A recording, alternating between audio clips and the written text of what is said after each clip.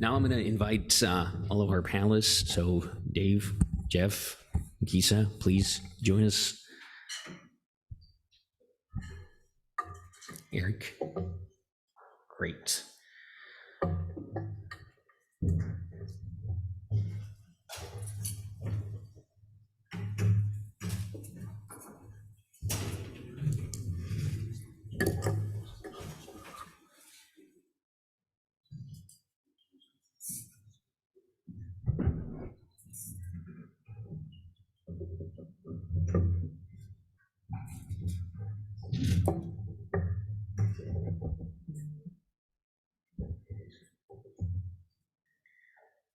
Fantastic. Okay, so this is a really all-star panel that we have right now. Okay, so let's get started. So, one of the key common denominators of the day, and certainly the two presentations of this session, has to do with this entire notion of the unmet need. Right, we talked about the context of use needing to focus on a very specific question that needs to be answered for decision-making, drug development, the regulatory implications, but the question in how it links to a very specific unmet need in drug development. So may I start with Nakissa in your perspective on that? Yeah, sure. So I think that what I was trying to say is that the area of need we've identified is one where the contribution of the immune system could at least begin to be evaluated in a complex in vitro model, because there are currently no tools that we know of that can help us to do that. We know that assessing the role of the immune system is complicated, and I don't believe that any particular method is going to be able to say, yes, there is immune system involvement, no, there isn't. But I think it's more going to be a kind of, are certain cytokines, for example, involved, are Kupffer cells activated, you have to answer very specific type questions, but generally speaking, they will fall under the area of the immune system. But I think that what we're hearing as well is that the sort of readiness of the platforms is another area of consideration. And so I understand that is a valid point, but then the question is, how do we marry these two? There are platforms that can currently, for example, measure some of the basic sort of parameters of liver function, such as the ALT, AST, bilirubin and urea. The question is, how much does that add to the data that we normally get in a submission? So if you already get the data in the two species, having this additional data, unless you have this discrepancy in the results and you're trying to minimize the impact of a positive finding of liver toxicity, or you're trying to understand the mechanism by which it is happening in one of the animal species or something and rule it out in the human, I can see that would be useful. But I don't think that it is something that would be absolutely necessary in every case. It would be on a case-by-case basis, obviously. So kind of saying that, a priori, everybody is going to have to sort of do an in vitro assay to give you more confidence, it is probably going to be sort of a waste of resources, because you don't have to do it every time. And so, again, I think that we have to, but where we said we would be getting more data is if you were to say, well, we don't think that there's going to be like sort of activation of Kupffer cells, for example, as measured through the release of IL-6 or whatever. So that would be something that would be in addition to what you have in the animal data. And so, again, it may or may not be relevant down the road once you get to the sort of clinical trials. But if we want to get to the point where we have more confidence in the data, then that would be an area where we would be able to, incorporate some of these CIVM. Absolutely. Do you want to add to that? Yeah, if you don't mind, I'd love to respond, and not to the immune part, but the second part about the what would a CIVM add to animals if animals came back clean. The first part of the answer is they're animals, and we know that their biology is not always representative of human biology, but that more often than not they get it wrong, because we do have a 90% failure rate in clinical trials. And what I would ask is, and we see this a lot, this is very common in industry, animals are so much a part of the status quo that people don't apply the same kind of thinking and the same rigor that we're trying to apply to CIVMs. And I'd venture to say that if we actually evaluated animals the same way that we're talking about coming up with guidelines for CIVMs, they would absolutely fail. So let's not be sort of, it's almost like a, what do you call it, nose blindness or whatever to where we are with animals. You know, the status quo that we're at is not good, and we need to be conscious of it when we're talking about adding or replacing it. I mean, I understand what I'm sorry, I just want to respond quickly. Well, But go on Right. other contexts of use too. Exactly. So the in terms of the industry perspective on the unmet need, right? Because we talked about a very specific type of potential unmet need, but you guys are the ones developing the drugs, and you are the ones who need the tools. So can I go to you, Eric, and have you comment on the unmet need from the industry perspective? Sure. I don't think that there's a great unmet need when it comes to direct hepatotoxicity, and that is often borne out early on when you have dose escalation studies and you can detect hepatotoxicity at certain doses and discover it naturally without the use of these in vitro models. The great unmet need is in the idiosyncratic reactions, which often get detected after a drug is approved. And I like to think about, I often mention in my day-to-day work how when you have a drug that you're developing and it might be first in class or very little is known, from a safety profile, you're, quote, flying blind. And you'd have no idea really of the significance of even a single adverse event. And with the addition of complex in vitro models, you're no longer flying blind. When you see something, you can recognize it because you have that pretest probability. Perfect. And Dave, I'll go to you next because we've discussed this before. In a previous life, we worked together a lot on QT prolongation, drug-induced QT prolongation. And you were instrumental in the work that led to the comprehensive in vitro predictive arrhythmogenic assay. So that linked to a very specific unmet need. So can you also help us bring that perspective to bear about that unmet need and how that was advanced?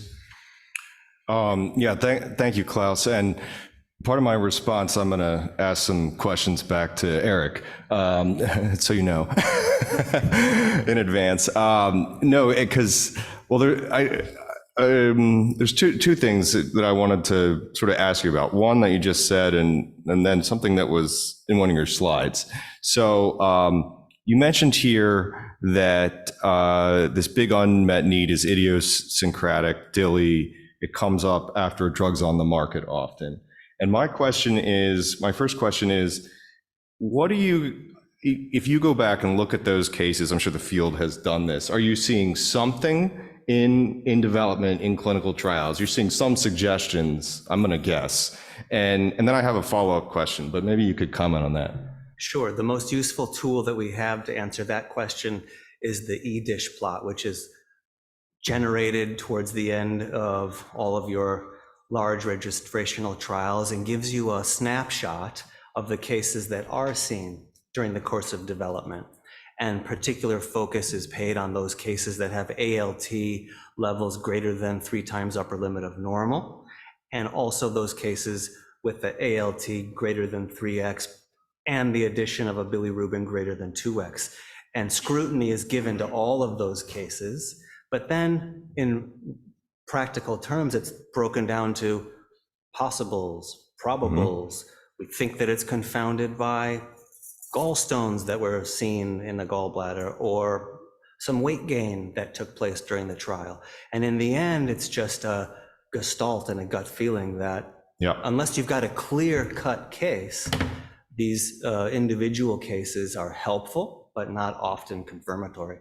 Yeah. Okay. So that's really interesting. If I can sort of make a comment and ask a follow-up question ties into that. So,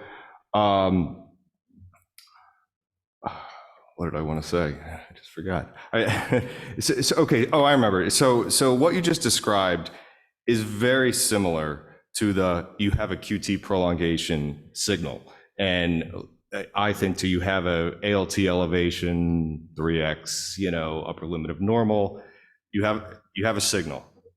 It may be a drug that's going to cause more severe drug-induced liver injury, so QT prolongation is just a surrogate. It doesn't, I can have my QT prolonged right now. It doesn't mean anything. Like what you're actually concerned of there is torsade de pointe, which can kill you. And so how we've thought about this in the proarrhythmia space and how is you have a signal. And is it like a false positive signal or is it a true positive signal? And I think it's somewhat similar in the DILI space, and that you have some suggestions, but some of those cases go on to be true positive.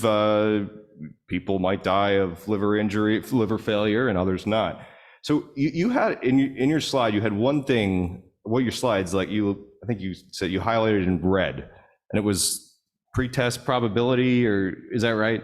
Yeah. So I mean that was something that some of one of the papers I'd put up in my slides, and we talked about the perspective on the cardiac safety initiative in developing the ICH guidelines, and we have a section in there talking about like pretest probability and the meaning of a diagnostic test. And it's really Bayesian thinking and your pretest probability is so important, like of how valuable a test is. You can have really good sensitivity and specificity, but if you have really low,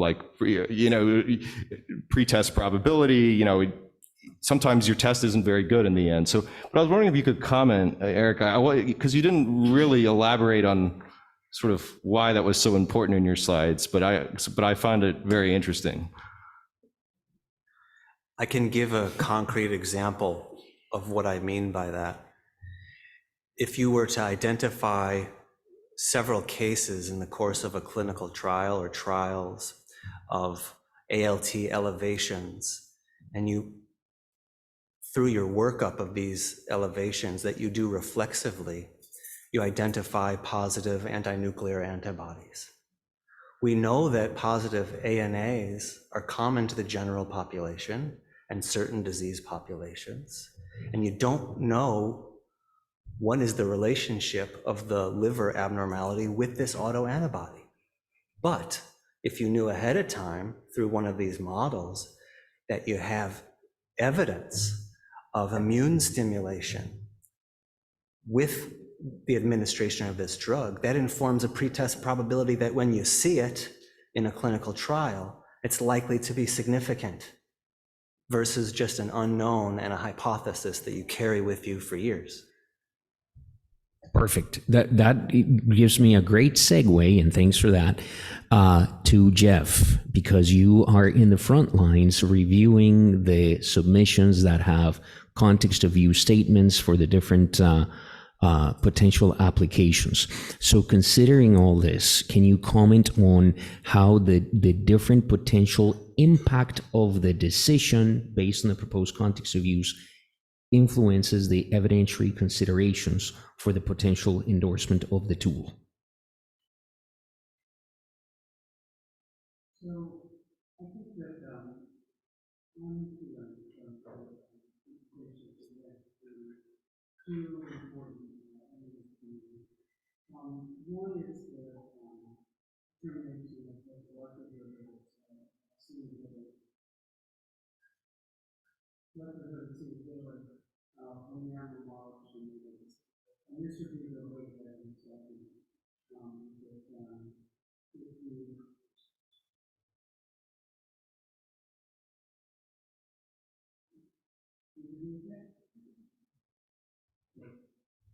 So this would be predicting the likelihood to go to the animal.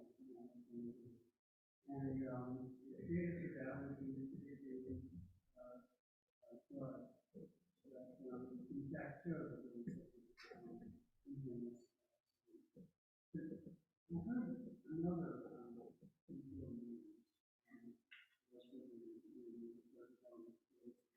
I don't know exactly how this fits into the qualifications, but Cohen talked about it fascinating recent CIVM Sadrieh particularly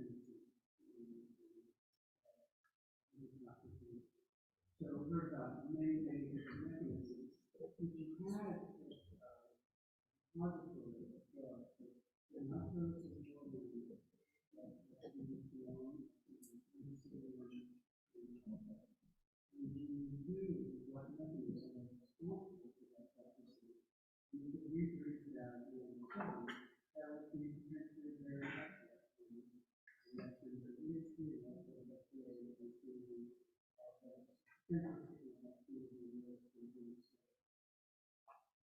Fantastic. So I think that also fits into a couple of questions that we've got from the online audience regarding the regulatory purview, right? Because there's a lot of potential unmet needs, and unanswered questions are very relevant from an industry perspective at a stage where the FDA's involvement might not be necessary or as strong. But then when that crosses, and there was some aspects of that where you were coming from a developer perspective. And so I guess tied to that question, you mentioned this, but I want you to elaborate on this a little bit more.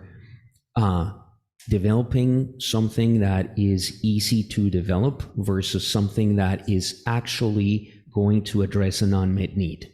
So can you start us off, Daniel, on that front?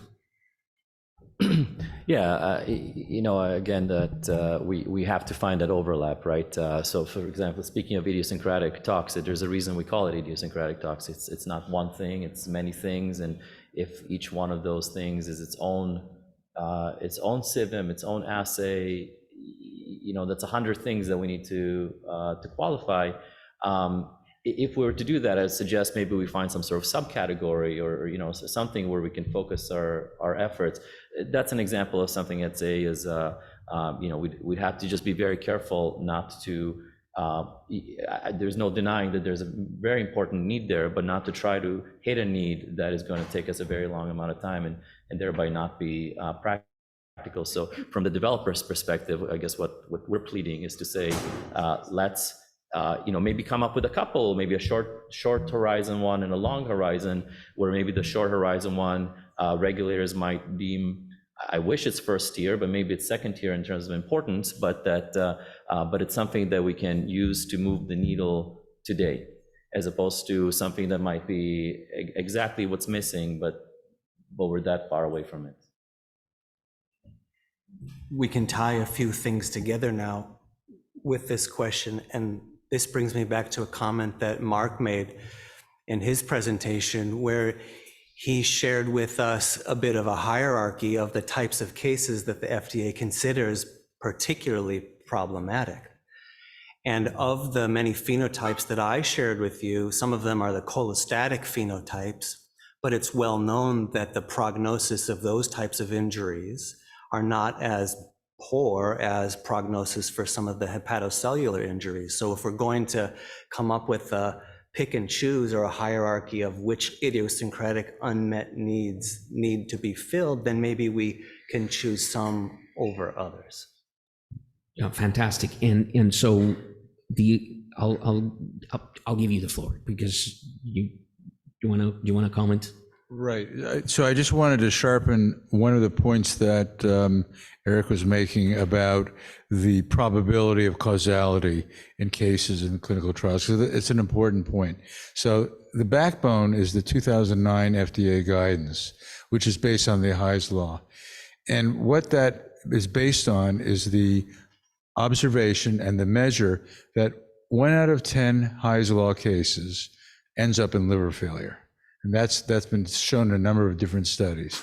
So the presence of Hy's Law cases that are determined by differential diagnosis when a patient presents during a clinical trial with jaundice and hepatocellular injury, when they present, and they're worked up for causality, and other alternative causes are excluded systematically, so they are probable or likely cases of the drug.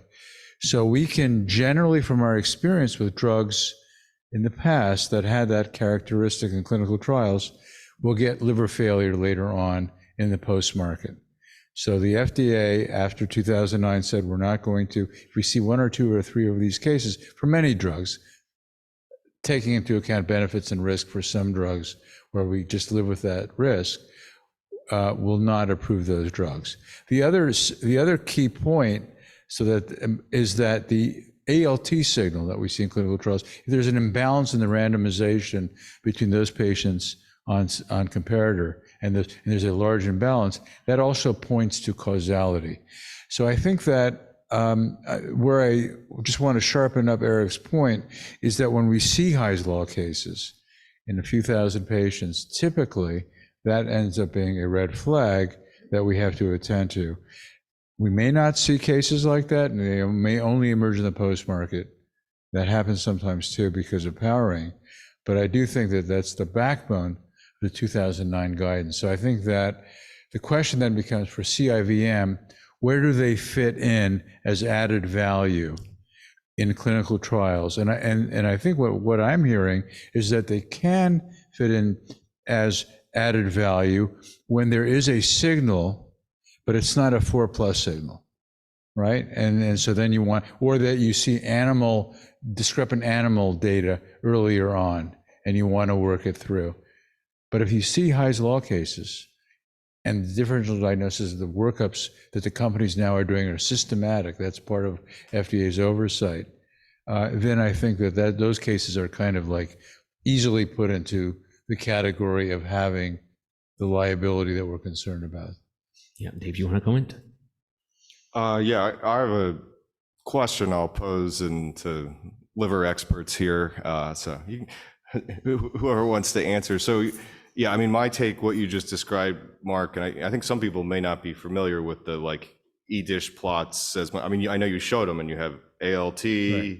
You have bilirubin, and if you're up in this quadrant, as far as my perspective is, that's these Hy's Law cases. You have both elevated. They're like a slam dunk, drop development. It's sort of my understanding. Tell me if I'm wrong. Well, with some exceptions for drugs where we really do need those drugs because of unmet need, et cetera. Right. So with some exceptions, but then you have these quote Temple's corollary cases that are sort of one level lower. And so what, from the pharmaceutical developer perspective, from the regulator perspective, how often do we see those, and how do we work them up now? So, and Skip Hayashi tomorrow will talk about this also. We work collaboratively together, and he has much experience in this too. It's not that infrequent. We actually have gray zone cases in drug development a lot. And there is a question of what more information do we have in the non-clinical space that, in terms of the workups. And the problem with those standard tests that I showed you before is it's really not validated. The negative result doesn't necessarily mean there won't be a problem, and the positive result doesn't necessarily tell you that it will be a problem. So we do need validation and more. And my take-home message is that for specific drugs with mechanisms of concern, if you're going to do a CIVM, you have to frame the CIVM for that particular mechanism or that particular class of mechanisms. And if you have that, I think you're in good shape. I wanted to ask Daniel on his presentation, which was very nice, a couple of questions. One has to do with two questions. One has to do with the high throughput issue.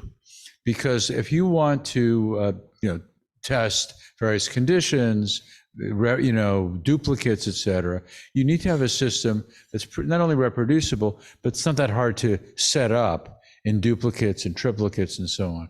So the question then becomes the practicality question of, is this something that can be done with multicellular, complex, So that's one. The other is that you mentioned that right now we're not yet ready for prime time for HLA, for HLA screening across all the HLAs. And that's probably true for hepatocytes that you have to get from liver biopsy.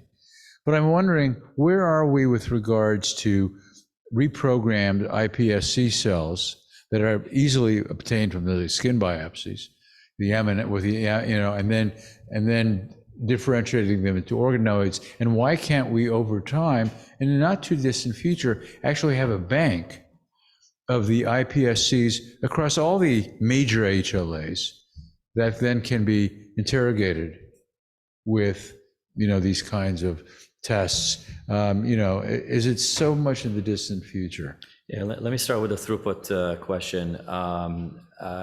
Yes, these CIVMs tend to be lower throughput than plate-based assays, but in our study, which I'm more familiar with, we use 870 chips, which is essentially the equivalent of 870 wells or 870 animals. That's probably bigger than the throughput that most people in the room expect is doable. We did 27 drugs. We did some replicates of them at 8 different concentrations in duplicate plus control. So you can design pretty sizable experiments even in today's levels of throughput, and the throughput is improving over time, both because of the improved engineering, but also because of improved protocols and other aids to run the assays, the studies.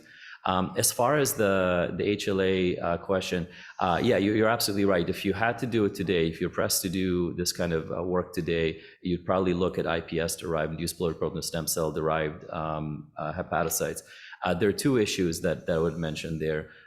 As far as the hepatocytes themselves, because keep in mind, we use 3 cell types, at least most groups that are doing toxicology are also looking at Kupffer cells, so at least 2 different cell types. One of the problems is that these iPS-derived hepatocytes seem to have some value in toxicology. Johnny Saxton has a nice paper to show that he was able to do some interesting toxicology on iPS-derived hepatocytes. They're not up to par in terms of other measures of what makes a healthy liver. They don't secrete as much albumin. They don't have the right levels of drug metabolizing enzymes. Our experience is that users who look at those cells say, well, you managed to get some toxicology result out of this. I don't trust them because they're clearly not adult hepatocytes. So we monitor that space, and every time we look at it, we say not quite there yet because of that issue. And of course, I'm very optimistic that will resolve. Right. And the other part is that you also want the other cell types, ideally from the same background. So you have a genotype, same, everything from the same background. Right. Well, I take your point. Thank you. Yeah, and that was a fantastic point, because it deals with, you brought up added value. There's the unmet need component, and those 2 key things, together with the question and the decision-making process, are key aspects of how to define context of use statements the right way. And so one aspect that is part of the conversation is about, okay, so are these tools to augment what the animal models are telling you? Are they potential replacements for the animal models? Perhaps, Dave, I'll go to you. I mean, there was a time when actual clinical trials needed to be run for every special population dosing conversation. Now that's not so much the case, because we have developed an understanding of the mechanisms and the quantitative machinery to be able to not necessarily do actual clinical trials in every step. But that started without the concept of let's replace clinical trials right off the bat, but it was an incremental buildup. And so as we continue to find context of use statements for these tools, do you envision that we could potentially get to that point as well with CIVMs? Well, I'll answer with I think I understood your question. I'll give my shot at it. I think maybe in the process we can kind of circle back to some other potential contexts of use. We've talked about some that are sort of later in clinical development now. You're now seeing clinical signals. I do think we should go back to add an IND submission in addition, and some of what you were bringing up Nakissa, but before getting there, Klaus, I think I'm sort of hearing you get at and suggesting even beyond like a complex in vitro model, but also having, I don't know, I sort of heard like physiologically based pharmacokinetic, computational models and the role they can play in, and like, computational modeling in clinical pharmacology in obviating the need for certain types of clinical drug interaction trials. So there's like, there's other precedents of how we have replaced clinical trials, certain types of clinical pharmacology studies. And I think, it was Tina Morrison who's here and was asking me in the break, and Tina's a computational modeler and in the Office of the Chief Scientist, but previously in the Center for Devices at FDA, and I used to be in the Center for Devices too. And Tina was saying, why aren't we talking about computational models also? Like this seems like a complicated problem we're dealing with here. And I think, that also, it's like my response to Tina was, we're picking something to focus on here, and the complex in vitro models are a core part of, that's what we're focusing on. But like Tina's going to give a presentation tomorrow that's actually what we've learned in even the medical device space from computational modeling and the types of credibility frameworks. And I think, these concepts all come together. And I think that was sort of maybe what you were getting at, Klaus, but I think we should go back to the other like context of use earlier, in addition at some point here. Right, and so that links to the back translation, right? Because you definitely need to have some potential context of use considerations for back translation in how the data coming out of the animal studies and the CIVMs and whatnot, those are data that could also be leveraged to inform the computational model component. But to your point, yes, the back translation component is something that is also very valuable as an unmet need and potential context of use definition. Nick. Yeah, so I have a question from our virtual audience that I'm gonna adjust it just a little bit. But the question is regarding some of the difficulties that the field has had in having letters of intent accepted into ISTAN at this point. Would it be possible to start looking initially as a stepping stone at perhaps one of the contexts of use that doesn't necessarily fall within the purview of regulatory decision making, but informs early on? And the example here would be tox screening early on. And my little adjustment to this might be not necessarily a qualification, but what about looking at a letter of support route where we see this as a promising technology right now for early tox screening with potential for additional different applications in the future? Would that be, a kind of a potential route, Jeff, that we may be able to pursue? So we've thought very hard, very carefully about what the scope is of the qualification program. And we don't have the resources to really go beyond what's relevant for regulatory purposes. Within the realm of regulatory purposes, we have many, many submissions to the drug development tool program, and getting beyond that would really make it impossible for us to do our core mission. In terms of letters of support, we apply generally the same standards for letters of support that we do for letters of intent. We want to make sure that a program that's proposed for a letter of support meet an unmet need, that there's data that indicate it can meet that unmet medical need, and that there's a context of use that could be used in drug development. So I understand the desire to do that. I think that's the reason that we have workshops like this, is to highlight programs that can be beneficial in other contexts. But for the qualification program, we do want to make sure that these have relevance for the regulatory decision making. Please. Yes. I'm Ravi from Pfizer. Thank you for all the talks, and those are really exciting. So my question specifically for Jeff Seeger, you know, these in vitro tools are really exciting, and you can accelerate the drug discovery process. As a scientific community, we understand these models, right? Because we can quickly go forward with the drug discovery. But in terms of a common people, how we are going to educate them, because ultimately if FDA approved any drug based on the decision you're going to make on these models, and they are the one they're taking those medications, because they should aware of the fact the process is a little bit different compared to the standard protocol what we follow using animal models. So are you planning to take any public opinion, or do you have any discussion around it? So I would like to hear your thoughts about that. Maybe I can ask a clear. So are you saying, like, if we qualify a tool for drug-induced liver injury, hypothetically, how would we then communicate out and educate after the fact? Yeah, to the people, because, okay, it's a safe drug. Once again, you can use it, so. Okay, thank you for clarifying.